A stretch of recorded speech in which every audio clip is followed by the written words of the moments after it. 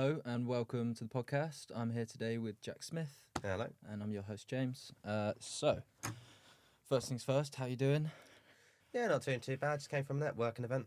Lovely. Which one was that? It's one at Delaney's. It was in Southsea. It's a guy called Ollie Clark who runs it. It's just recently doing more networking events in Portsmouth. So it's been nice. These are smaller networking events compared to rooms of 20, 30 people. So try and aim to have it less than 10. Oh, lovely. And was there new faces there? Because I know a lot of the networking events in the city, you see repetitive faces. So it's always nice. There must have been outside of 2 people. I didn't know anyone else. Okay. So it was quite good. A lot of them want to be added to the PNG WhatsApp group. That WhatsApp group I run with the different businesses to try and exchange their services. So yeah, it was quite a good turnout. That has been one of the key things I am trying to do is expand the networking further afield. So we went to Rowland's Castle last week for a networking event. So that is my main aim right now is to start travelling further to get new contacts. Because I say Portsmouth has pretty much been dominated right now. Mm-hmm. So I need to start expanding to further areas. Have you got any areas in mind, or are you just going to spread through Hampshire and see how you go? I know there's one by Havant Council which has been recommended to me, but I just haven't had time to follow it up. There was another one in Gosport that's been recommended to me I want to attend, and I posted because I found out it's called GIN, which I'm not quite sure what it stands for. Maybe it's like Gosport networking. I don't know what the I stands for, but it obviously if you put the acronym, it spells gin. So I posted in the WhatsApp groups, would anyone like would like gin? And then I posted about the networking event. And the next response was, I've read the first bit and then was disappointed. Yeah, you can't ask people for gin on a Friday and not offer them gin. The networking group chat you mentioned, obviously, I'm in it, and every time I go on it, there's more members. I mean, what's the tally at now? I think it's 160 something. I think it's 200. So not 160 something. 262, I think. Wow. It varies every now and then because some businesses end up leaving the operation in Portsmouth. So, for example, we have one who was operating the last year, but has just moved to a different country, so no longer operates business in Portsmouth. So, didn't have a reason to be in the WhatsApp group anymore. But currently, it stands about definitely over 250. Wow, that's amazing. But you don't have to specifically live in Portsmouth as long as your business can operate in Portsmouth. So if you can offer your service here. If you're offering stuff to the community or whatnot. Yeah, same with charity as well. Same with we have George's Rockstars, that charity which isn't based in Portsmouth. Obviously, they have something they can give in regards to working with the businesses and promoting their different services. Obviously, charity services, as well as the Black Tie event we have in March, raising money for the charity. Amazing. Is that going to be in Portsmouth? Is it that one? Or? I don't think it is. I already bought my ticket. It's confirmed. I've got an email confirmation. I can confirm the location, but it's a regular Black Tie event, which a lot of charities do because we had one at Spark a little while ago. I think you were at that one. Yeah. So they do these annually in most cases. Yeah, I think it's a good excuse to get dressed up as well, isn't it? It's nice to have a night wearing a suit, getting your tux on, and having a dance. Yeah, I was in a suit all day yesterday because I just had a manic schedule. So sadly, it started with a funeral for a veteran, and then I went to the council networking event after having breakfast with a friend. So I was already still in my suit. Then I had a lunch with the former Lord Mayor Terry Hall, and then I had to head to Commercial Road because I was going to be helping turn on the Christmas lights. Before that, I had a job interview with the Prince's Trust. Then we had the actual show, turning on the lights, and then we had another event in Fratton. At St Mary's, so the entire day I was just in a suit. Love that, walking around feeling like James Bond kind of day.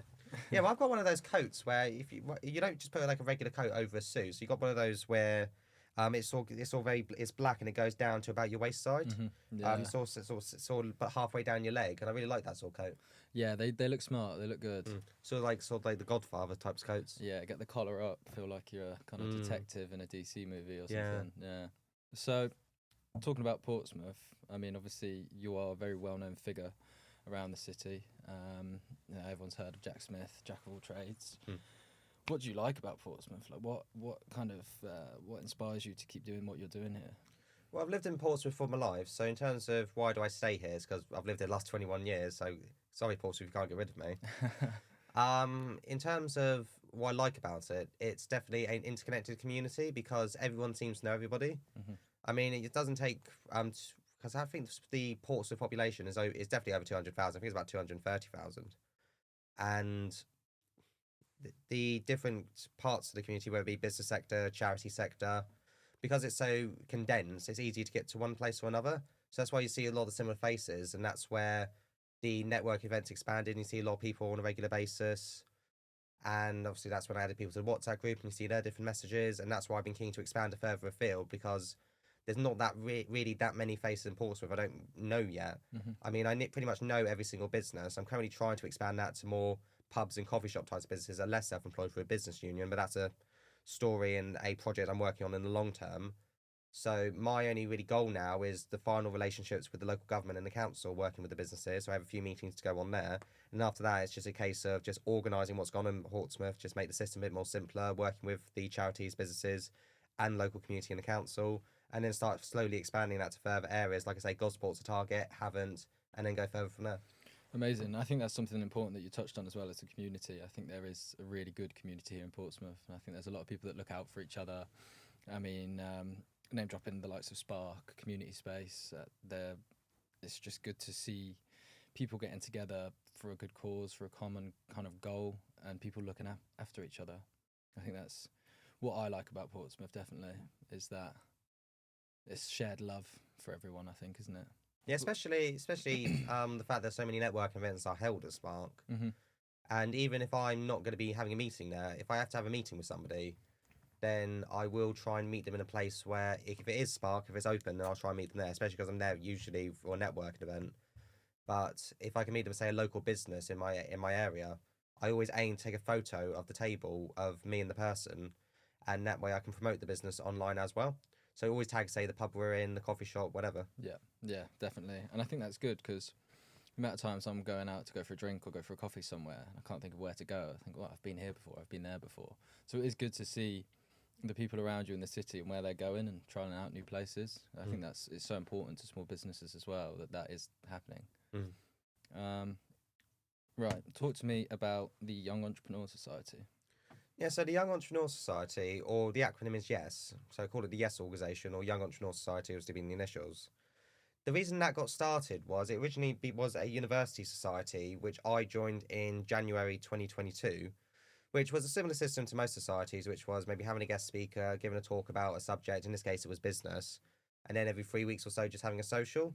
I wasn't the biggest fan of the way it was run, because as much as I liked hearing the person speak, and it was some good contacts, I didn't think the people who were seeing these speakers were really taking the information and actually doing anything with it. So things just chugged along a bit until next year, the next academic year, where obviously things happen, people graduate and things move around. So I end up becoming vice president. We have a similar system until about January. Eventually, I decide to take a lot of the contacts I've gotten from these different events, start taking them to networking events I've already been to, start passing along contacts, start helping out social media. For example, I only just got on LinkedIn last year, and I've been helping them get on LinkedIn, expand the amount of contacts they have on there. And then by about March time, I became president of the society, and I started to build a team. Had a good committee. Lizzie, Joe, college student Jacob, so he joined later. We did have a good guy, Philip, but he graduated. So this is why I talk about people move on, and so you always got to make sure you're getting ready the next talent. I mean, I wish obviously Philip could stay around, but I can't force him to stay in Portsmouth. But he was a great help, especially around marketing and design. And obviously going to be thankful for Joe, who was our president, and obviously passed on the society to me, so allowed me to expand it. So I'll be grateful to him. Jacob, as I just mentioned, was a college student, so we've expanded to that field. So he helps out with the legal. And by that point, I was just a case of expanding the amount of contacts I had. A lot of it was through referrals, taking people to different network events, building that community.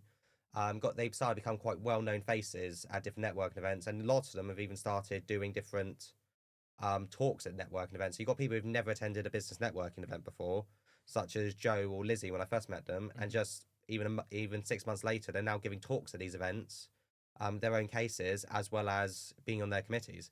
I'll even give you the most extreme example I've seen yet, and that was George Miles, who I was just with yesterday. So he just joined the society about a month ago. I've only actually really known him for a month. Okay.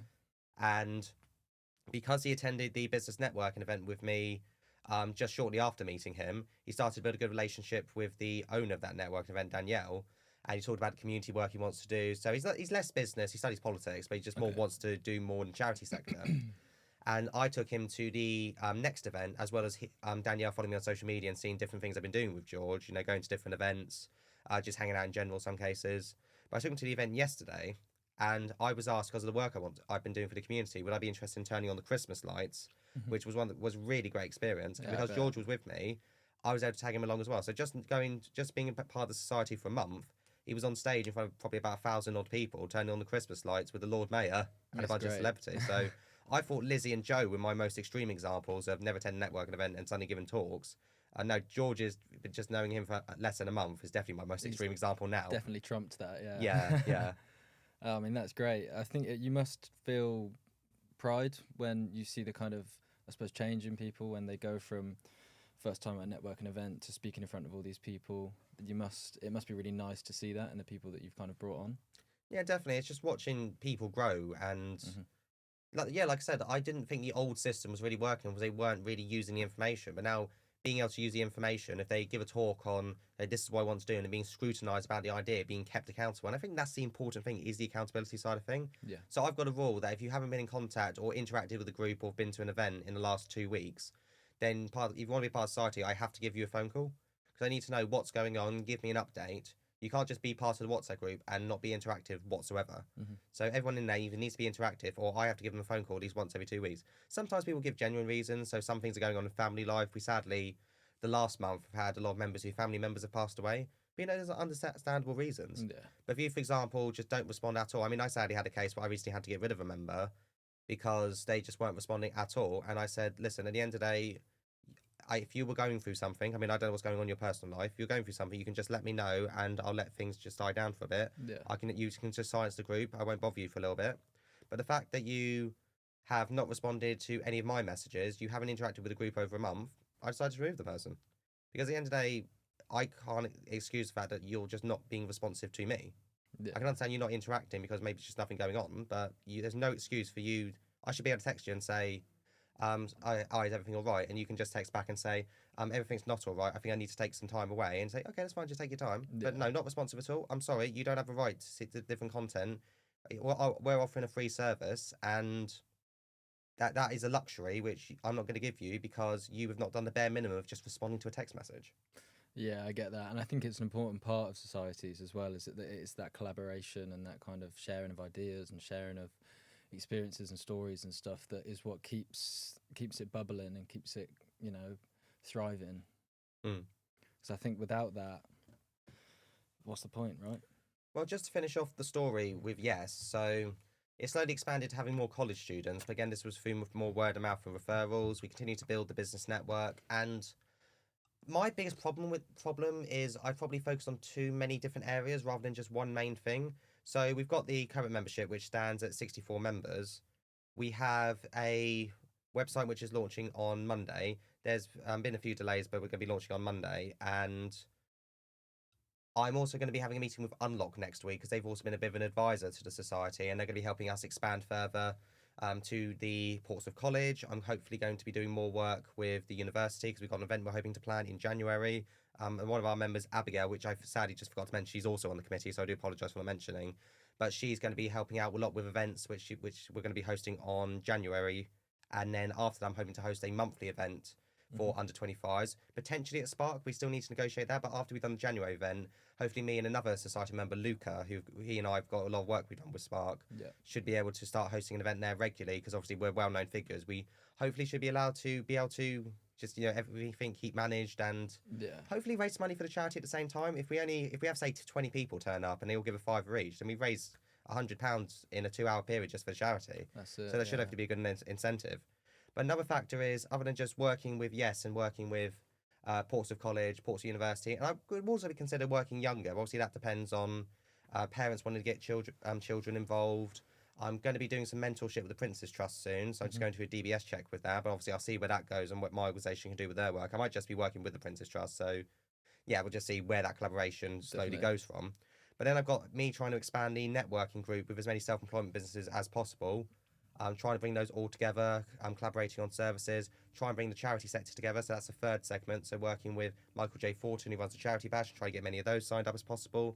Also working with Jane Linford with the community spotlight and getting as many charities, as well as community projects expanded and promoted from there.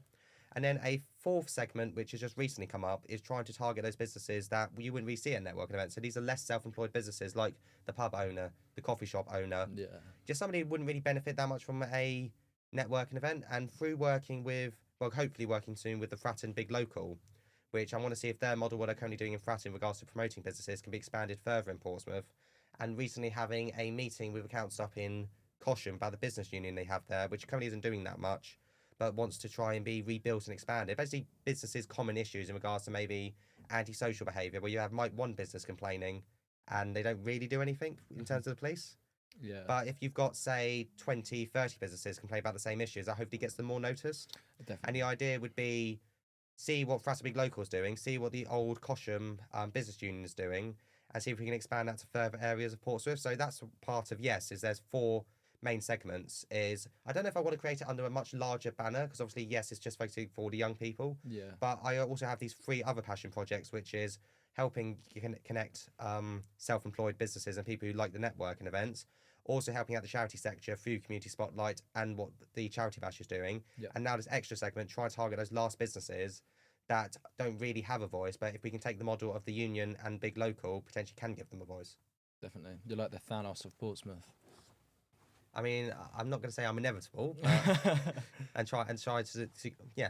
I'm trying to help the businesses. I'm not trying to end half of them. Yeah, apart from that bit. Yeah, I'm going to say, yeah, you're connecting them. Yeah, the only way I'm going to connect you is by giving about half of you. Yeah. No, we won't destroy half the businesses in Portsmouth. Yeah. But I mean, on top of all of that, you also have so much more that you do. You're a mortgage broker or mortgage advisor. Yeah, so I'm a trainee mortgage advisor. So I'm currently studying a CMAP qualification, which is with the London Institute of Banking and Finance. I do it with a guy called Mark Jones up in Petersfield. It's been a bit chaotic because he and his wife decided to have another baby, so they've been having to having to take care of her. Definitely. Hopefully going to see him at the Village Hotel next week to go through some applications. But I've been just going through different applications, which could be buy-to-let, regular remortgages, mortgages for businesses. Yep. I recently went to a networking event in Southampton and basically advertised our services there. Obviously, I'm not legally qualified yet to give advice, but I can say, this is what I do. I work for this guy. If you have any questions, I can pass you on to the person who's qualified. Yeah, definitely. And I've got about 7 different contacts who are interested in the service. That's been really good because I want to start getting back into property networking events because I've got a previous history of property, which we might come to later. But I've been away from property events for a while, outside of a friend of ours, Kobe Naroki, and his property event. And so I'm going to look forward to start going to different property events, taking the students if they have an interest in that field. Definitely. But then also having something I can sell again and hopefully either get commission if they end up using our services and hopefully expand Mark's business. Yeah, definitely. And I think what was it that kind of drew you into the mortgage advisor kind of, I suppose, lifestyle? Well, it probably goes back to property. And then property is connected to just going into business in general. So I need to. That's all good. So I started my first business when I was 16, which was buying and selling electronics. It was a really good business, but sadly didn't pass the pandemic. A few businesses failed that. Yeah, for reasons or another, it just couldn't operate under the pandemic conditions. Yeah. And I sort of just took a year off business and just focused on politics, and that's a story in itself, and it still goes on to this day. But by 2022, I wanted to get back into it. But I decided maybe it was worth going one step further, because I was even just before the pandemic thinking, what's this next step from buying, selling electronics? I even was thinking about selling cars back then. And so I started going to property networking events. Property was just something that just randomly came up in conversations with different businesses. And so I went to my first property networking event in March, started to learn more about HMO, service accommodation, bridging finance, all these different terms, did different courses. I got a service accommodation of my own in July of that year, 2022, which was one of my first major investments. I invested my life savings into it. Mm-hmm. I was working with another guy, which, again, I'm not going to mention names because I don't want it to be that sort of podcast, but the person I started working with didn't turn out to be who they said they were. So I had a lot of hardship where I thought I was going to lose my life savings. They said, no, you and me, we're going to make a lot of money. So that was my first proper business deal, and I learned a lot from that experience. Sadly, I went into a really dark space in December where I thought I was going to lose my life savings, as well as a lot of things were going on in my personal life with my granddad being on his final days, as well as I thought I was going to lose my job at the time. So I was in a very dark state on the 24th of December, and it's coming up to the 1 year anniversary. So it's not going to be the easiest time, but there's been a massive improvement in last year compared to where we went from there. Definitely. And so luckily I managed to get the money back. And so by February, I managed to get the life savings back. I still had all my knowledge. I was focusing a bit more on the Y.E.S organisation at the time, so I wasn't pursuing property as much, but I didn't really know what I wanted to do. But I had a friend, Mark Jones, who I had met through PBE, actually, the Ports Business Exchange, through the Zoom meetings. We never actually met in person previously. But I saw on his LinkedIn, because I followed his content, where he was actually looking to hire a trainee. Okay. So I decided to just go out to Petersfield. I messaged him, obviously, beforehand, and I ended up getting the job. So Amazing. started doing some applications for him and just started getting that experience. I had to do my CMAT qualification, so that's something I've been currently studying for. Like I mentioned, I probably do too much at once, so I should just focus on my studies completely. But I've been focusing on all these other passion projects. But at the end of the day, that was giving me a good career path, something I want to pursue, something still in the property sector. And so, yeah, we'll just see where that goes. I preferably want to continue being self-employed because I can't really imagine myself in a 9-to-5 job. Mainly because it wouldn't allow me to go to different networking events, meet the new contacts, continue to do any work I do in politics, continue doing my work with the Y.E.S organisation. However, provided I've got the necessary qualifications, if I ever, for example, get married, have a mortgage, or have children, then I can slip into that full-time work if need be. Yeah. That's the important thing. But provided I don't have those necessities, I can carry on in the self-employed space and carry on with the passion projects I have. Definitely. And I mean, what do you think it is that inspires you to keep doing so much and kind of, you know, you're always active, you're always out doing something. What inspires you to keep going with it and keep smashing it? So it's probably past life experience. So until about, so I probably had an okay bringing up till I was about 11. So I had the usual, you know, I had friends in school, hanged out every now and then. Wasn't overly sporty, was probably something I wish I had done. But up till primary school years, I thought was fine. But when I went to secondary school, was probably one of the darker points of my life because I was heavily bullied. I got diagnosed with autism. I really didn't have any friends, and it was just a 5-year period which I thought was just the most wasted period of my life because I wasn't going out actively interacting with people, making friends. I wasn't taking part in sports. I wasn't taking part in extra activities like maybe the cadets, for example, which I look back now and I think, I wish I'd done that. Yeah. And in terms of my home life, I had a video game addiction, just playing constantly. I mean, I still, obviously, if you play like an hour a day or on the weekends, obviously there's moderation, but I was just playing like 10, 12 hours a day. That's how bad it was. Yeah. Health took a massive turn. I got really fat. I think I was close to being obese. I can't remember the exact numbers. But by the end of secondary school, I managed to just start putting a lot more effort into my GCSEs. And by the end of the process, I managed to pass my GCSEs. I was fortunate enough to be separated from the other students doing the exams because I always had a bit of learning difficulty, especially with regards to handwriting. So I was brought into a classroom with a scribe with about 5 different students compared to that, say, basketball court of about 50 to 100 odd students. Big cold rooms. Yeah, and what was predicted? Pens. And in one example, I was predicted a level 2 in English literature. I ended up getting a level 6. Wow. And so it was a massive improvement that really started to change the trajectory of my life. Yeah. Still probably struggled a lot in the social side of things. I never really made any real friends until I probably even say this year in 2022 to 2023. But by the time I went to college, like I say, I tried working hard. My first relative passed away, which was my nan. So she's the first person I ever knew who passed away. Yeah. Probably had an impact on, you know, you got to make the most out of life. And that's what I tried doing into 2019. I started my first business. I had my first job. I was getting good grades in college. Having some bit of a social life through politics, but that was just something that randomly came up. But then, sadly, things just took a turn for the worse because we had the pandemic. Everything that I'd built was just suddenly washed away. Tried to rebuild myself in 2021, but sadly, the experience didn't turn out the way I'd hoped it would. I'm trying to do a lot in the political space. 2022 was a real eye-opener where somebody who was so isolated for so many years, then suddenly just being I don't know where way to put it. You had these people in business who were saying in the property sector that, you know, you and me were going to make a lot of money. You know, you're special, you're amazing. But in the end, they just used you for everything you had.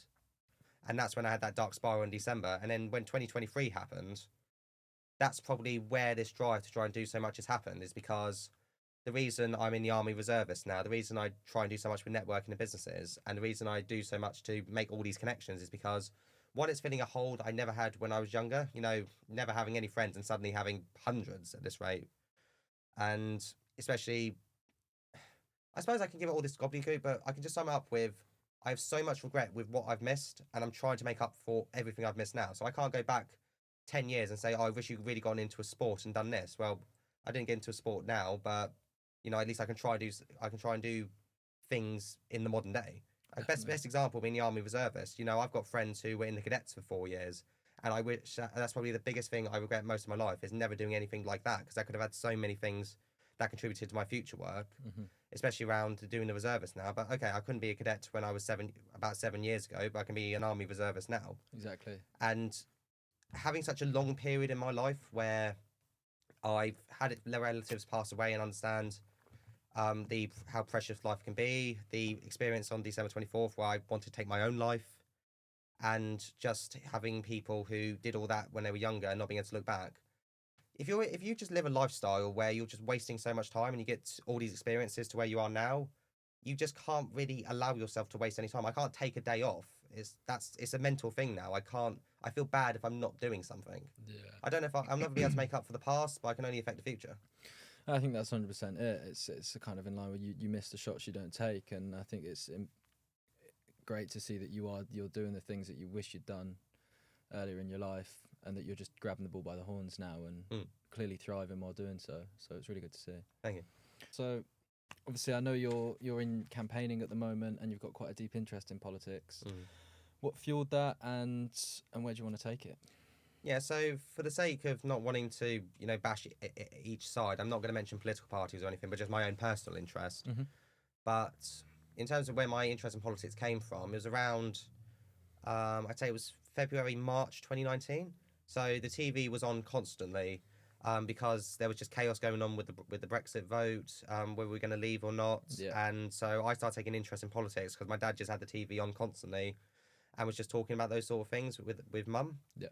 And so I also had a little bit of knowledge in the area because I used to listen to LBC while I used to do the washing up after dinner. Okay. It's because Dad used to also iron his work clothes while I would do the washing up. So he would always have LBC on. So it was always gaining a little more knowledge there. Nice. And I really don't know what caused me to start looking into it more, but I just started looking at different things on YouTube, started watching news a lot more, taking more interest in LBC. Until, I was just following it quite regularly. And I can remember the first reason I started taking an interest in politics and started talking about it with people other than my family was when I went to college one day. I think it was May or June, but when Theresa May resigned, I was watching that live on the computer screen just before lessons started. And that's when I started speaking to people in the classroom about politics, and that's where things started to evolve there from actually interacting with people. And then I started to get involved in a political party in October 2019. I don't really know what I let myself in for because I didn't really have any solidified political views on anything. Yeah. It was just more of an interest and wanting to learn more. Taking an opportunity.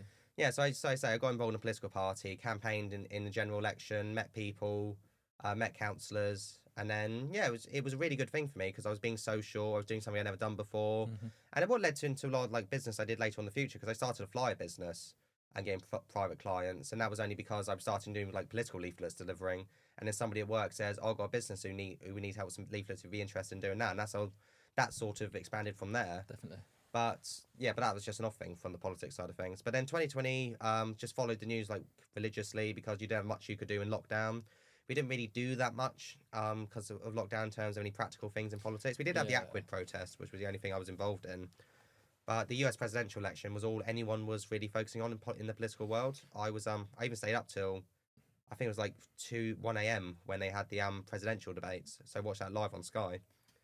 Then 2021 came along. I was a candidate in the local elections. Yeah. I was asked randomly, would you be interested in being a paper candidate? I had a quite good result. I got 901 votes. That's great. Ended up delivering, about 6,500 manifestos. Wow. Also campaigning for our local councillor, John Smith, who was a good friend of mine. Is still a good friend of mine. But then I became the treasurer of the local party. But then one reason or another, I had a falling out with the chairman. There's a lot of dark details, so I was going to say I don't want to cause hearsay and try and avoid it. But for that reason, I sort of took a year out of politics because I just didn't really see any future with what I was currently doing. There was good opportunities. I ended up taking interest in leadership election. I ended up meeting Liz Truss at an event. Oh wow! It's amazing because I didn't have a view on between the two. I decided I visited Liz. But I was also offered the opportunity to meet Sunak. But because I was working the night I got a chance to visit him, I looked at the polls and said, oh, I'm looking at the polls. He's got no chance of being prime minister, so I'm not really sure it's worth meeting him. So yeah, given what happened, yeah, it's one of the biggest regrets is I didn't go to an event to meet Sunak. I'm sure the opportunity could arise again, hopefully. Yeah, well, people become more valuable when they're out of power. Yeah. But yeah, so I focused on just helping out a few candidates in 2020 local elections. These were just personal friends who I still supported. A friend of mine, Paul Sweeney, who's been good to me. Yep. I then was asked to be a candidate again in October 2022 for the 2023 elections, but for some reason or another I wasn't selected and I never really got an explanation.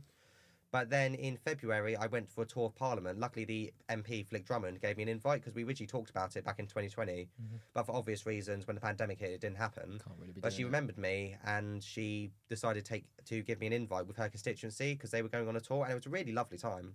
I got to go to committee room 14. It's the one where they're like banging the table Oh yeah. during the leadership vote for the different MP candidates to become prime minister. And then one of the people from the party must have seen it on my Facebook when I posted about it, because I got to then ask, would you still be interested in being a candidate? Because they saw I still had an interest in politics. I ended up being a paper candidate again, but I didn't do that much campaigning because one, if you're a paper candidate, just looking for a name on a ballot paper. But obviously, I will always try and give everything my best. But there was a guy in Cosham, Lee Mason, who's a good friend of mine. I decided to give it my all and to help him in Cosham because I pretty much had no chance of winning in the seat I was. But I thought I'd rather campaign for him and just get him over the line. And sadly, he didn't make it in the end, but we tried our best, and hopefully he comes back one day, because I think he was a good councillor. Obviously, people will disagree with that, but say he's a personal friend of mine, and I'll have my view on that. Of course. And then, again, trying to avoid in-party politics, the people I was just currently with just wasn't really working out. And I was fortunate to meet a friend at election night, Jacob, who was a candidate for Fratton. Yep. And he had quite a good result for somebody who was running as an independent. And I decided to start working with him more. We started interacting, meeting up, having hangouts. And eventually I decided to cross the aisle and join him and his team. And I've been enjoying it a lot more recently, and politics has become a lot more engaging because we have a lot more young people we're working with. Yeah. It's a lot easier campaigning when you don't have a national... you don't have to justify what's going on nationally because we're not part of a political party. No. So it's just much better just not having to defend what's going on nationally. And like I say, I'm a candidate again in this local election. I'm running my local area of Easton Craneswater. I don't know if I'm going to win the election. I'm giving it my all, campaign letters, going on local issues, what's going on with the community centre, the local businesses. But at the end of the day, whether I get elected or not, I still live in that area and I'm just going to keep working for that area. Whether they decide to vote me in or not to represent them on the council, would that be their decision? But if I'm not on the council, I'm still working for them either way. Definitely. I think that's important. I think like you ever kind of say you trip over a hurdle, it's important to still keep going. Just because you don't get in this time doesn't mean you can't get in next time, kind of thing. And I think that's the good outlook to have, is just to keep doing what you're doing, because eventually things will fall into place. Yeah, and that's why I'm very grateful to Jacob and the whole team, because no matter how many times I've taken an interest in politics, there's always been something that's just bashed my faith in it and really brought me down. Like I said, I try to avoid like insider hearsay and that sort of stuff, but like I say, personal experiences.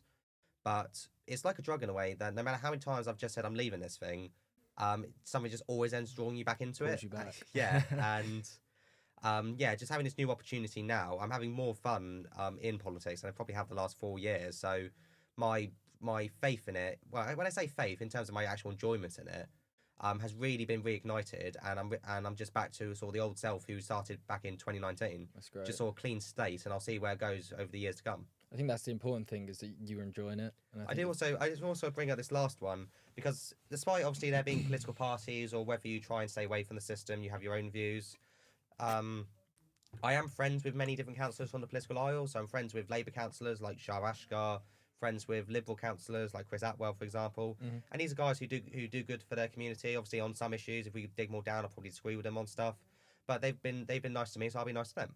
And so there'll be weird things where, for example, I'll give a story for Chris, and I'm sure he'll be all right me saying this. But he and I work quite well with Spark Community Space. He does a lot for that charity. Yeah. And there was we ended up having a conversation where he says, "Oh Jack, I see you on social media. You're busy. You're doing this. You're that. You're very active. You've got a lot of energy. I wish you all the best in your future endeavours." And then I respond to him, "Oh, does that also mean the election?" I say, "Oh no, you're going to lose that. We're going to win that." And it's a weird thing where we're basically all the councillors, any political party, you'll just praise each other for the work that you do that is good. Yeah.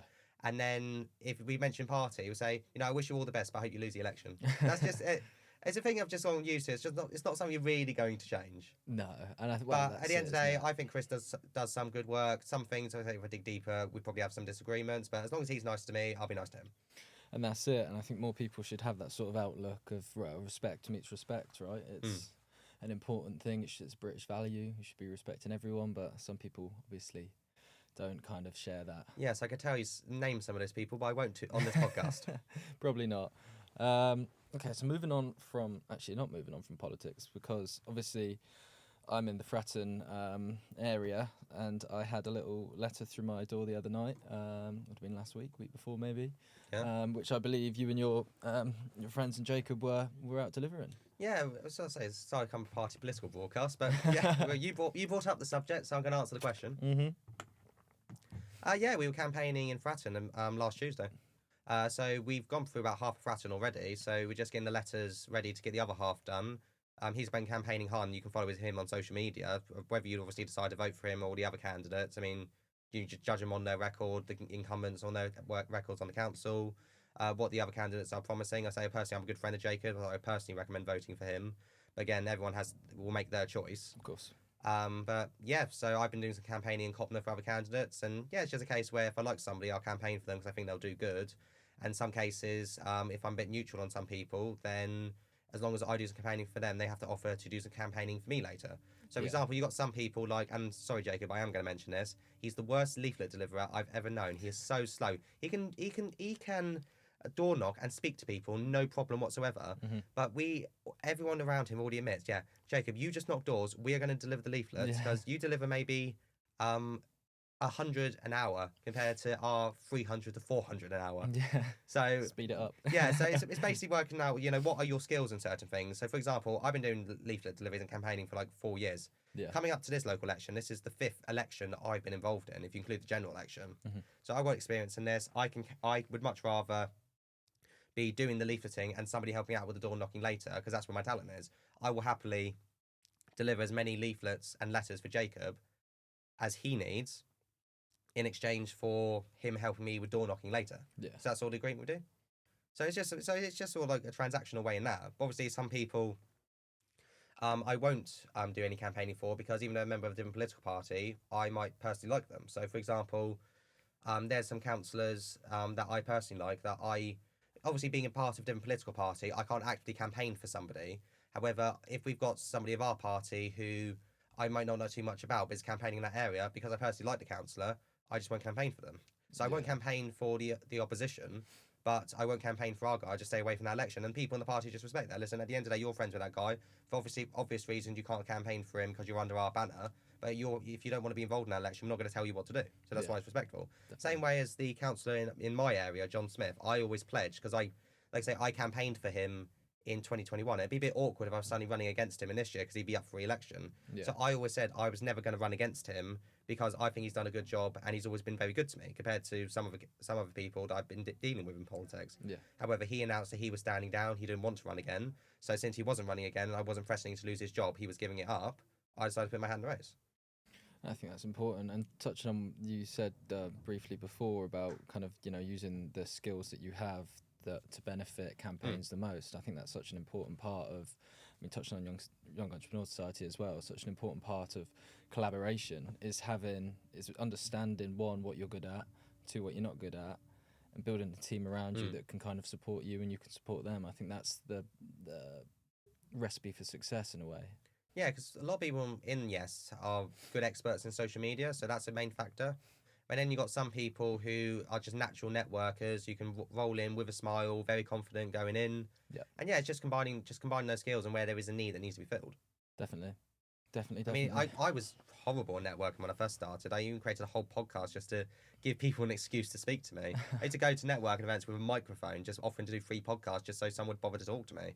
Obviously, as time's gone by, I'm the guy that people go up to now versus me just standing there in, 4 people speaking in a circle, just saying, please speak to me. But yeah, it's just a complete 180 in the last year. I think with networking events, that is a thing, though. It takes some getting used to. It's like that going up and it's selling yourself to 40 different people in a couple of hours kind of thing. Yeah, and it took me a lot longer than I would have liked to find my niche in that. But obviously, I did find it, and I've got no problem with networking at all. And that's great. I've got something I can sell to the audience. Yeah, I think that's the thing with niche as well, is finding your niche. You don't just wake up one morning and you're like, oh, that's what I was supposed to be doing this whole time. It's very much you trial and error, you experience things, and then you suddenly figure out, okay, maybe this is what I should be doing. And I think realizing that, one, you're not on the same timeline as everyone else. Some people might find their niche at 18, some might find it at 42, and everything in between. And I think... Yeah, because I've got people in their 50s who've just gone to their first networking events, for example. Exactly. Even my boss said, because he's currently in his 30s and he feels he wasted his 20s. I mean, it might be a bit hypocritical if I say, oh, I think I wasted my 10s. But if you imagine I just suddenly take this brain and put it in that 11-year-old body who's just about to go through that secondary experience with all the knowledge and experience I have now, God knows where he'd be right now. It's a crazy thought, isn't it? He'd be Prime Minister. Youngest ever Prime Minister. Probably. Yeah, I think I've always kind of toyed with that idea of going back to my 10-year-old self and having the knowledge I have now and what I could achieve. But I mean, that's part of life, isn't it? You learn along the way. It's like a video game. You unlock better items and understand the controls more as you go through. I just want to give also an example of this, because I mentioned the property deal I had and then just should never have made that transaction, because there's so many warning signs. I look back a year later and thinking, oh, why did I do that if I knew that was going to happen? Oh, this was going on, so why the hell did I trust him on this? And blah blah blah. To give a good example, I recently had a friend who wanted to invest in a restaurant business. Yep. And this would be basically because he'd been a chef for many years. He wanted to go out on his own. I think it was a food truck business, but the idea was he'd go to different corporate events. Okay. And he needed a 3,000 to potentially 5,000 investment from me.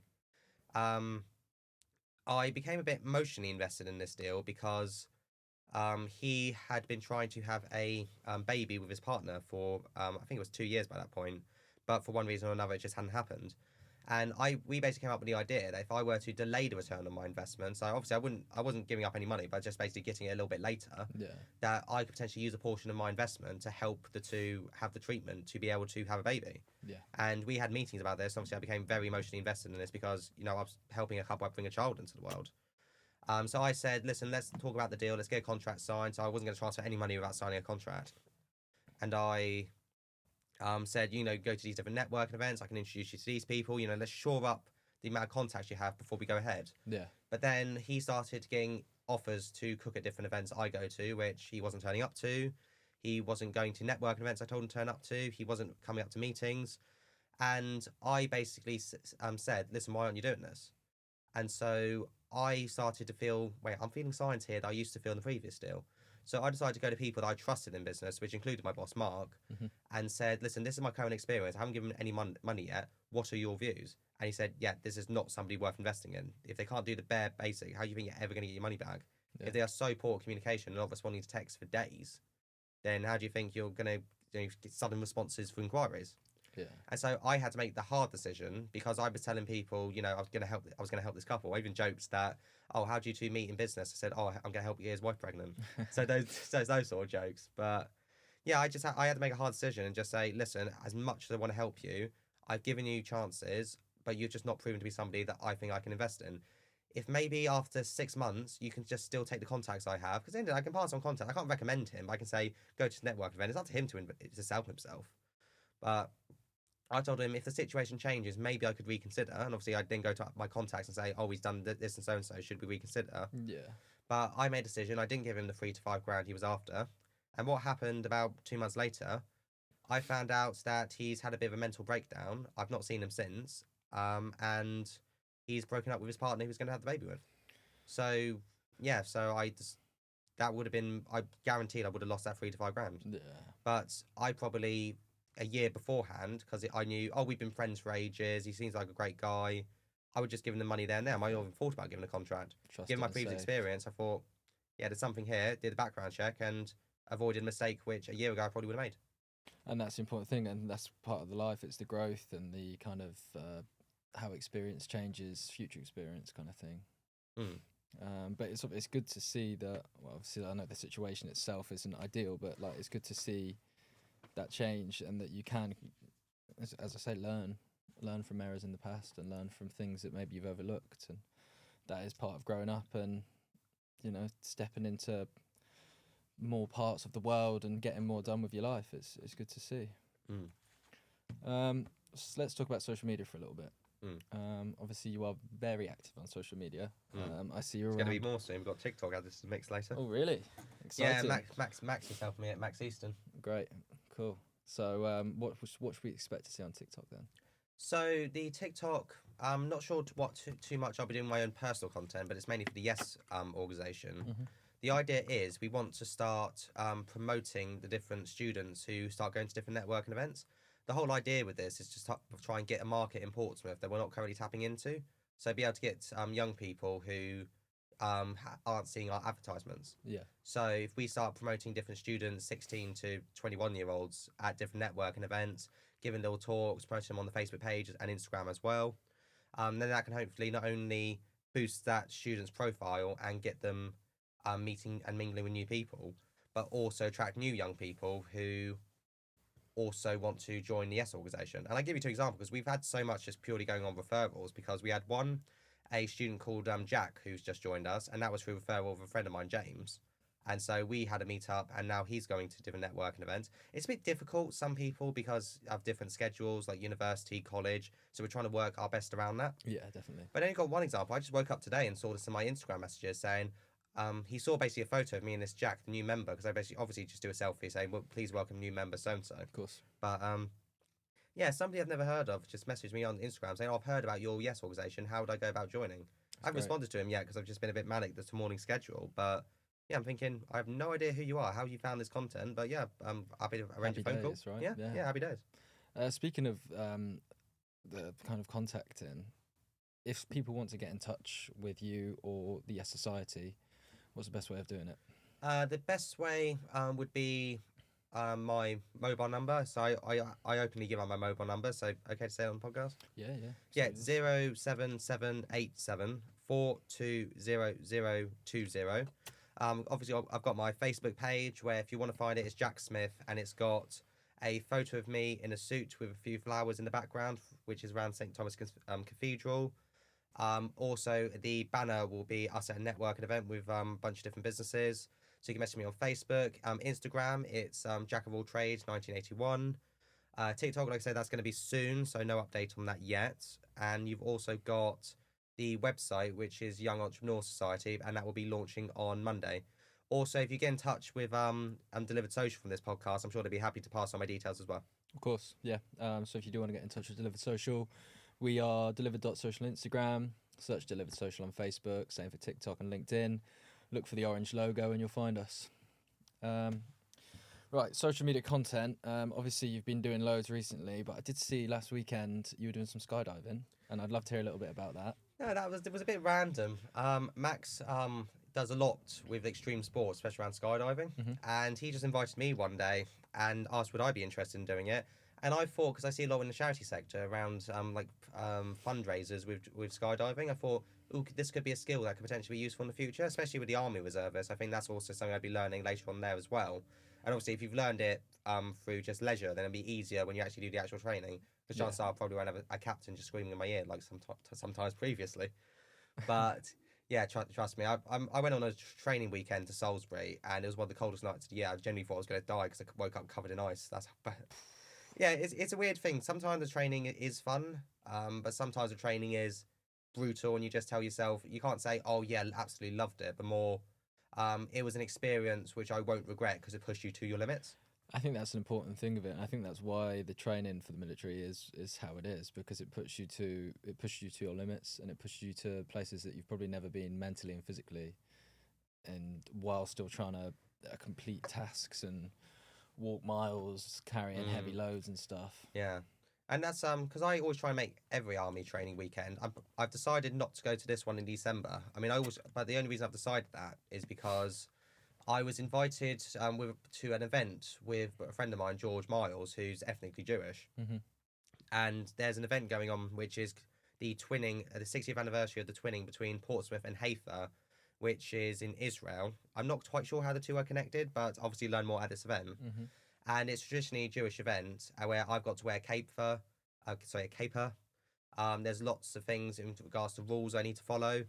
And the reason I've just decided to go because it's a completely brand new experience, which I've never gone through before. And in terms of like Jewish culture, especially with everything going on now, it's something that I would love to do. I was fortunate enough to be invited, so I don't obviously have to be an ethnically Jewish to attend. Yeah. So I'm going as George's guest. We've also got a drinks and wines night at the Guildhall on the same night. So the event is, I think, 11 a.m. to about 2 p.m. and then the event at the Guildhall is about 6 p.m. So schedule-wise, it will still work. And I say that's the reason, because the Army training weekends are every month, but this 60th anniversary and this chance to be just engulfed in this culture. And I think the Lord Mayor is also attending, and potentially Stephen Morgan. I know he's been to one previously, but I don't know if he's coming to this one. He might do. But I've decided, if I got a choice of either going to this event, which is only probably the next major event, might not be for 10 years if it's a big anniversary one, compared to an Army training, which is going to be every month. That's one of the main reasons I joined the Reservist, is to have these different experiences. Yeah, for sure. And making up for those experiences which I wasn't able to have when I was younger. Yeah. So that's definitely one of the big motivators, is just trying something brand new. And that's the same thing with the skydiving, it's just something completely brand new. And I'll do an example for this camera, because I can still remember it, or if I can't remember it, then it's going to be a total F up live on camera. What I basically had to do was, you're obviously standing up. I won't do in the podcast. You're obviously standing up. You have to get your hands, be pushed back like this, and it goes, just need to remember, 1,000, 2,000, 3,000, 4,000, check, canopy. And it goes, and you have to say 4 things. It goes, is it big? Is it rectangular? Is it free from damage? Is it controllable? And then if one of those is no, then you have to say malfunction. And annoyingly, the next bit I've forgotten, so I might have to go to Max before I go back there just to remember it. Quick revision session. Yeah, but basically the way it goes is you'll be in the actual parachute, and the idea is, if it's malfunction, because your canopy is obviously the parachute. If it's a malfunction, you need to do your reserve, and the basic idea is you'll be grabbing the different items to basically release the parachute and be able to control it, the reserve one. Okay. And yeah, it was 10 hours of training. As well, a long day. Yeah, it was just absolutely knackering. And tell you what the worst part of it was. I did enjoy a lot of it. I did enjoy. We still need to go back there to do some more jumps. But the thing I really didn't enjoy though, was you had to be put into this harness. You've probably seen the photo. I've seen the photo. Yeah, yeah. Where basically it's supposed to be the experience where, you know, this is what it's supposed to feel like if you're falling, and then actually taking out the parachute. But the problem I got is I went on the first one, the first harness, and it was not working properly. So I think it was a case where one of them was just tighter on one of the strap-ons than the other one was, and basically sitting there for 30 seconds, I'm pretty sure I went infertile. I was never in so much pain. And they kept saying, because all the others were fine, and they thinking, yeah, I know it might not be easy for some, but you shouldn't be reacting this much. It's a bit tight on the manhood kind of thing. I'm not trying to claim something that I've got more than others, but the full package. But it's not that sort of podcast. But I was immediately taken out and just in absolute pain. I couldn't walk for like 10 minutes, and I was put into a different one. And luckily, I mean, it's not obviously the most kindest experience that you know where, but that was a normal one, and I was able to do the actual training. But I've generally never been in so much physical pain. It's a sensitive area. Yes, it is. So did you get to jump, or is that soon Annoyingly to come? no, and this is because even though we got there at 8 a.m. and we did 10 hours worth of training, it got pitch dark. And so we basically had to do an exam at the end, which it wasn't too difficult to pass, because as long as if you got a question wrong, as long as you got the right answer afterwards, told by your instructor, and you understood why you got the question wrong, you could give a good enough reason. So if you got confused, so for example, I got meaning mixed up, where I thought one of the words meant about parachutes, which got tangled up, but then I got mixed up with one where you may have 2 parachutes that go, both parachutes being obviously the regular one and the reservist. Yeah. I'm just pulling side to side, so it's not actually taking up the air, and you're not going slow descent. Basic example is, as long as you can justify the reason you got it wrong and you get the right answer, it's not like you can fail and you got to do the whole course again. There is a thing where if you don't do your jump within a month, then you do have to redo some bits of the course. But Just a refresher. But we'll do like an hour refresher when we go there next time. But yeah, it was pitch black, and we'll do the actual jumps hopefully next week. Okay. But if it had been earlier in the year, obviously by the time it was 6 p.m, it would still be light. We could have still done it. Yeah. But I was lucky to even go in November, because I was told by Max that if we didn't go in November, the next chance might not be until February. So it was either do that or do in February, where in February it would still been dark. It would be dark and cold. Yeah, so I took the opportunity. Yeah, definitely. But 10 hours, it was very draining. Whereabouts was it? Was it local to Portsmouth or? No, it was in Salisbury, which it was near where the army do their training. Because I was there just a month previously doing my patrol training. I thought, oh my god, I'm back here. The time I literally thought I was going to die. Oh, I'm back. Oh. I don't know if you can also mention. We also want to mention this, but one thing I really love right now in my life is the ability to not be controlled. And the reason I say that is I've had people in my life, both in business and politics, where basically whatever they said goes. So in business, I felt if I didn't separate myself from my former business partners in property, then I would be nothing. I'd never get into property if I didn't rely on these people. And that's why it didn't allow me to see that these weren't good people. Yeah. Same way as in politics, the person I worked under, that they told me, okay, I'm doing this and it's for your own good, but later found out they were lying to me the whole time, a lot later. Yeah. And just having similar people basically in business and politics basically say similar things, saying, I'll even give you an example business wise. I had somebody who wanted to start a leaflet business with me recently. This is because I've obviously been leaflets for a while, and I'm thinking, I might try and do something in the field on my own. Yeah. He basically wanted to be 50-50 partners because he had some things that I didn't have. But when I looked at the deal afterwards, it looked like I already had about 85% of everything that I really needed. But he wanted to take 50-50 clean slate of my profits. And obviously I could have had a follow-up meeting and negotiated and say, listen, I personally think I'm giving more to the field, so can we discuss maybe different terms, maybe an incentive structure, so it's commission-based depending on what we each bring. Yeah.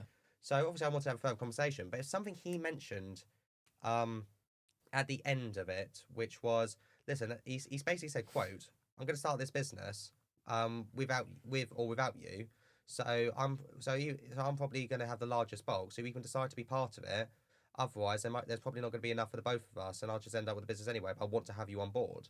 And basically, what essentially said, if you drill into it, was, listen, you're going to be nothing without me anyway.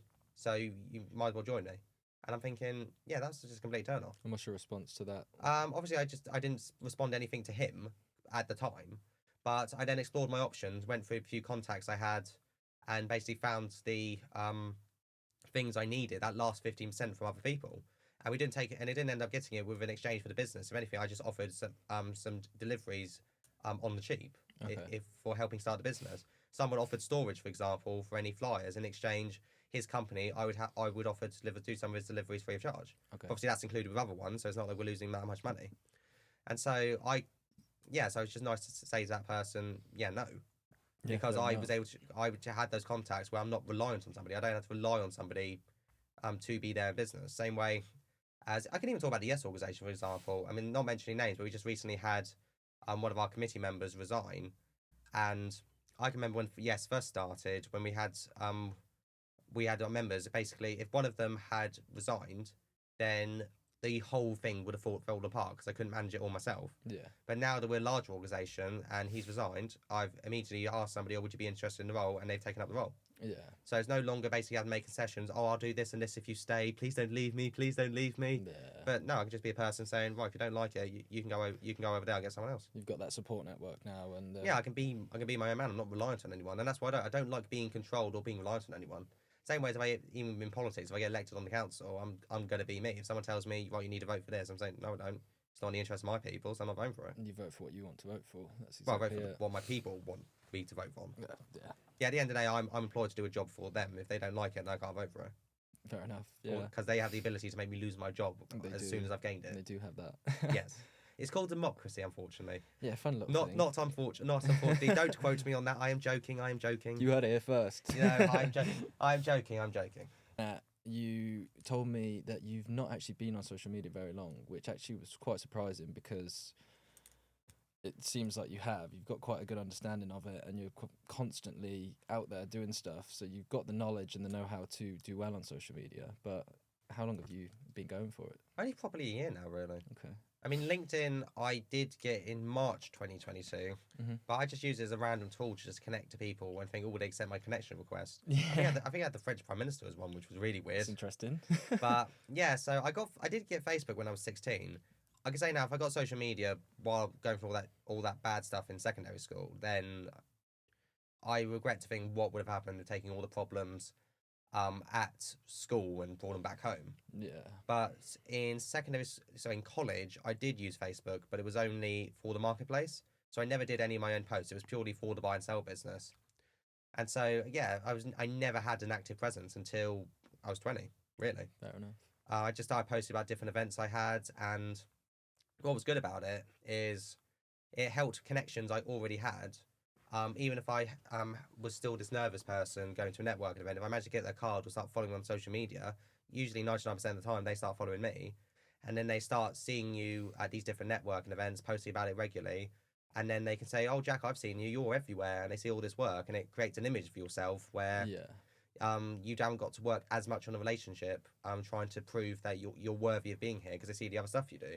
So it's been a massive, massive tool, and I must post on social media about 2, possibly 3 times a day now. Yeah. I was going to say, so I see you pop up quite a lot. I think it's also it's just feeding the current audience who I already know. But it's going to be taking that extra step through the algorithms of TikTok and Instagram to try and attract a new audience I currently don't know.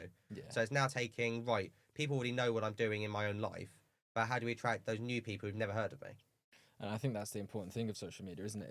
It's figuring out the best way for you or your brand to grow yourselves. What's the word? Oh, God, what's the word? Can't think of the word. But grow yourselves naturally, I suppose. And without kind of, so you've got your paid ads and stuff, but I think the best growth you can get is when people are just kind of stumbling across you because you're putting out good content and you're putting out good work and people are starting to resonate with it. And I think that's what I see as the beauty of social media, is seeing those good things that are taking place in the world. What's your sort of plan for doing that? What do you think you're gonna change in your social media to start kind of promoting to different areas and different types of people? So the Y.E.S has, with its Facebook page, is going to start posting on different groups trying to promote its services. So, for example, I want to learn more about different networking events in the local area, try and attract people who have never been to a networking event. So, for example, even in Portsmouth, there's Facebook pages like Keep Milton Green, for example, where I've posted about PBE, and we've had some people express interest in going to different networking events because they never heard of that, for example. Yeah. And I'm hoping to promote Y.E.S through its Facebook page and the website on these different Facebook pages in local areas to, one, attract new opportunities of people who want to go to different networking events, hopefully more younger people. Yeah. Obviously, Facebook, it's more of a case of Facebook, there's a lot of opportunity because the parents can get their kids involved, which definitely is one way of doing it. Same way as we've had 2 referrals, which have been through parents. Oh, wow, okay. Yeah, so for example, we've got a guy called Seth Baker who's joined because of recommendation from his dad who knew me in business, Steve Baker. So that's one example. So social media wise, I plan to expand the Y.E.S Facebook page and start doing some exclusive content, as I mentioned, with the students, promote them on different Facebook pages, see how the algorithm works. But say I'm working with Max on that because he's more of an expertise in that field. But obviously, as I do it with him, I'll learn more about it at the same time.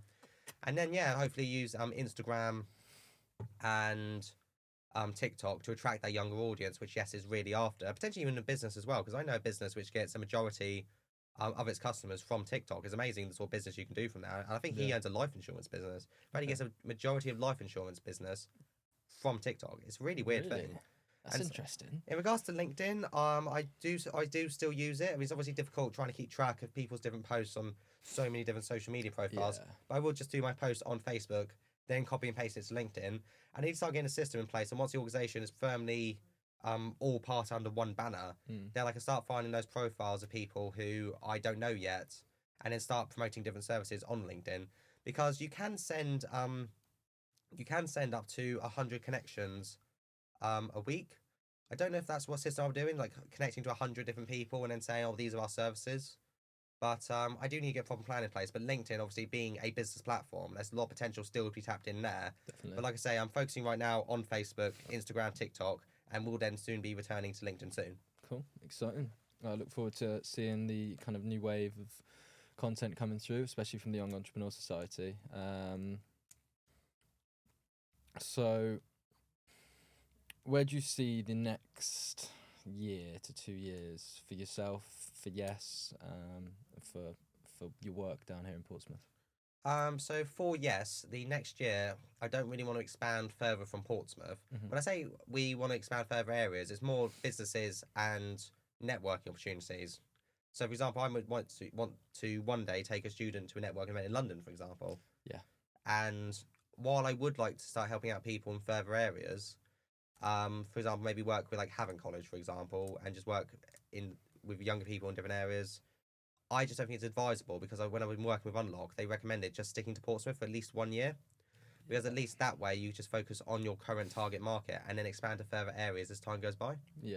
So after that, after 1 year, I will decide on what's the next step. Have we done everything we can in Portsmouth? And do we want to start expanding to further areas? So Unlock will be very key in making that decision. In regards to business, I should have my CMAP qualification all sorted and I'll carry on my education. Maybe I want to get more business qualifications, more in finance. Yeah. I don't think I can ever return to a system where I'm going into lecture halls and just with my schedule, it just doesn't really work.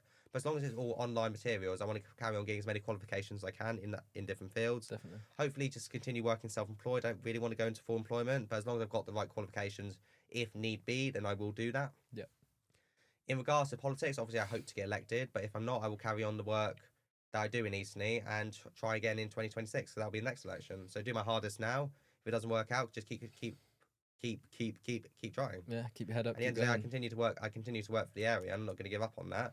No. And for the charity sector, we'll see how different black tie events go. The charity bash. There's a lot of things I just can't predict where things are going to go in 1 year's time. I couldn't predict where things were going to go 6 months ago and how this organisation started. I can't predict how the last 2 months have gone in the charity sector and how I told myself 2 months ago, right, I'm done with politics, and all of a sudden it's bigger than ever. Yeah. So it's difficult answering your question. Those are some answers I can give, but yeah, I can't predict what the future holds, but I hope it's a lot of good stuff. Yeah, me too. I think that is an important thing you said as well. You never know what the future holds. I mean, this year has, one, it's flown by. Two, January feels like it was about 6 years ago at the same time. Like the time at the moment is very wibbly wobbly, and you really can't predict what's going to be around the corner. And I think that is exciting, but at the same time, as long as you're working hard and you're working on the things that you enjoy, it can only be good. Well, thank you very much, Jack. It's been a pleasure to talk with you today, and thank you everyone for watching. Obviously, you can follow Jack on all socials. You can follow the Young Entrepreneur Society on all socials. Get involved with some networking events with them, and of course, you can follow Delivered Social on all socials as well. See you soon.